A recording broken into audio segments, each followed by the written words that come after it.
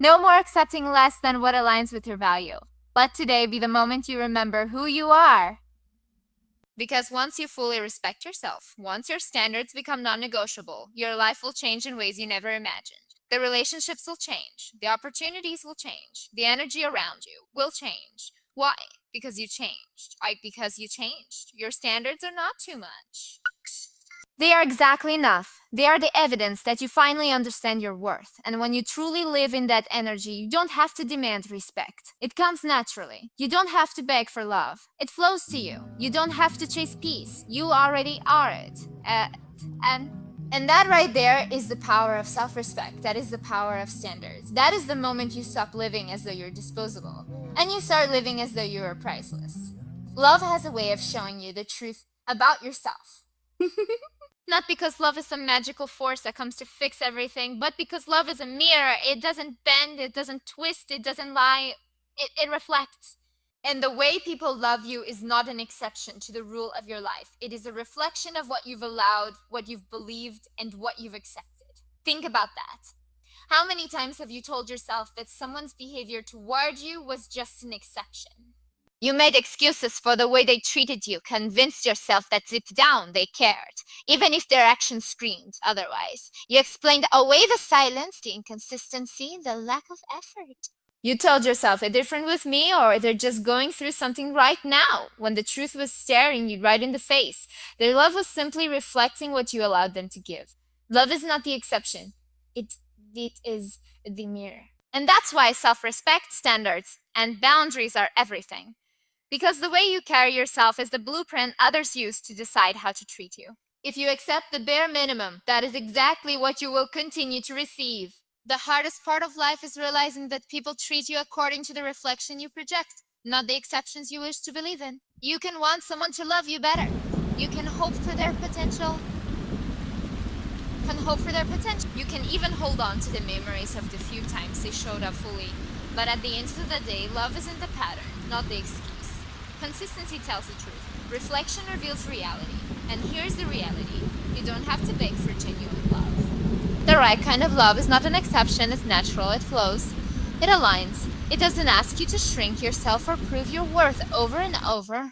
But if you've been conditioned to believe that love has to be earned, that it has to be fought for, then you will mistake inconsistency for passion, chaos for intensity, and breadcrumbs for devotion. And you will call it love when in truth it is only a reflection of what you've told yourself you deserve. The problem is, many of us have been taught to glorify exceptions. We believe love is proven in those rare, grand gestures. The occasional apology, the temporary shift in behavior. We cling to the exception, ignoring the reflection. Someone disrespects you 10 times, but you hold on to the one time they showed kindness. They ignored you for weeks, but you cling to the moment they finally called.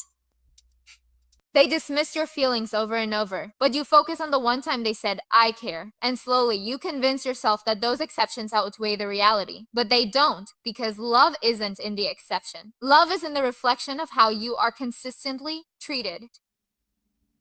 When you finally understand this, everything changes. You stop begging people to see your worth. You stop lowering yourself for scraps of affection. You stop waiting for someone to suddenly become who you hoped they'd be. Because you realize that what you are experiencing is not an exception to their character. It is the truth of who they are with you. And once you accept that, you can finally make the decision to walk away from love that reflects pain and open yourself to love that reflects respect. But it starts with you. If you want love that reflects loyalty, you must first be loyal to yourself. If you want love that reflects respect, you must respect yourself enough to demand it. If you want love that reflects effort, you must stop settling for those who give you none. Because the love you receive will always mirror the love you give yourself. If you neglect yourself, you will attract neglect. If you dishonor yourself, you will attract dishonor. If you betray yourself to keep someone else, you will attract betrayal in return. You see, the reflection is not just about them. It's about you. It's about what you choose, what you allow, what you continue to accept, even when it hurts. And the truth is, you don't get the love you dream about. You get the love you enforce through your boundaries. You don't get the love you deserve in theory. You get the love you deserve in theory. You get the love you demand in practice. Let me remind you of something powerful. The people who are meant for you will never see your standards as too much. They will never see your boundaries as a burden. They will never make you feel guilty for asking for basic respect. Because for them, that's not an exception. That's the way they already operate. And that's how you know the difference between reflection and exception. When someone truly loves you, it's not about those rare moments where they step up. It's about the way they consistently show up. Stop mistaking exceptions for love. Start paying attention to the reflection. Because if you're honest with yourself, you've already seen the truth. You've already felt the distance, the lack of effort, the inconsistency. You just kept hoping that the exception would someday become the rule.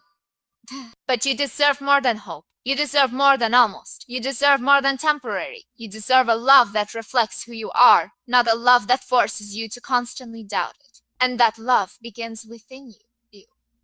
When you decide that you will no longer settle, when you decide that you will no longer beg, when you decide that you will no longer accept the bare minimum, you raise the standard for the reflection. Suddenly, those who cannot meet you there will fall away, and those who can will remain. Because love is not the exception. Love is the mirror. And when your mirror is clean, when you stand in self-worth, self-respect, and self-love, you will attract a reflection that aligns with that energy. It's time to stop lying to yourself about the reflection you see. If someone loves you inconsistently, that is not passion, it's disrespect. If someone shows up only when it's convenient for them, that is not commitment, it's selfishness. If someone keeps hurting you but apologizes in rare exceptions, that is not love, it's manipulation. And the longer you ignore the reflection, the longer you remain stuck in the cycle. But the moment you decide to see it clearly, you take back your power. Because the truth is, love doesn't make you question your worth. Love doesn't make you chase. Love doesn't confuse you. Love doesn't confuse you. Love doesn't come in exceptions. It comes in consistency, safety, and respect. Anything less is not love. It's a distorted reflection of your own fear of being without it. So ask yourself, what is being reflected back to me right now? Reflected back to me right now. Do my relationships mirror respect, consistency, and effort? Or do they mirror neglect, disrespect, and lack of care? And if the reflection hurts you, are you brave enough to change it? Because you can. You can decide today that you will no longer accept love that comes in exceptions. You can decide today that you will no longer wait for someone to finally see your worth. You can decide today that you will only allow reflections that honor the person you are becoming, not the person you are becoming, not the person you used to be. Love is not the exception, it is the reflection. And when you finally grasp this truth, you stop chasing illusions and start embracing reality. You stop clinging to potential and start requiring action. You stop giving second chances to people who never deserved the first. Because you realize that the love you've been waiting for has been within you the entire time. And the moment you embody it, the world mirrors it back. So don't settle. Don't settle. Don't compromise your worth for the sake of being chosen. Don't convince yourself that rare moments of effort equal love. Look at the reflection, not the exception. Because real love doesn't come and go, it stays. Real love doesn't need excuses, it proves itself. Real love doesn't live in exceptions, it thrives in consistency. And you deserve nothing less than that. The reflection you see is the truth. And when you finally honor it, when you finally stop making excuses, when you finally demand what you know you're worth, you will see how powerful love truly is. Because it won't just be reflected in your relationships, it will be reflected in every area of your life. In the way you walk, in the way you speak, in the way you hold yourself. Love will stop being something you beg for, and instead it will become something you naturally attract. And that is the power of realizing that love is reflection, not exception. Once you see it, you can never unsee it. And once you choose it, you will never go back. There comes a point where you begin to realize that your energy is your most sacred possession. It is the life force that shapes everything, your thoughts, your relationships, your future. And yet so many people give it away carelessly, handing it to people who drain them, situations that break them, and environments that suffocate them. And then they wonder why they feel empty, why they feel unloved, why they feel like they have nothing left to give. The truth is simple. When you fail to protect your energy, you fail to protect your heart. And when your heart is unguarded, you allow the wrong people to have access to the deepest parts of you. Protecting your energy is not selfish. It is survival. It is an act of love toward yourself. Because your heart cannot flourish in chaos. It cannot thrive in toxicity. It cannot bloom in places where you are constantly undervalued. When you give your energy to people who do not honor you, you are handing over the keys to your heart to someone who doesn't even know how to handle it. And then you are left to pick up the pieces when they inevitably break it. Think about how many times you have felt drained after being around certain people. That heaviness in your chest, that tightness in your spirits, that feeling that you are smaller when you leave than when you arrived, that is not love, that is not care, that is not support. That is the evidence that your energy has been stolen.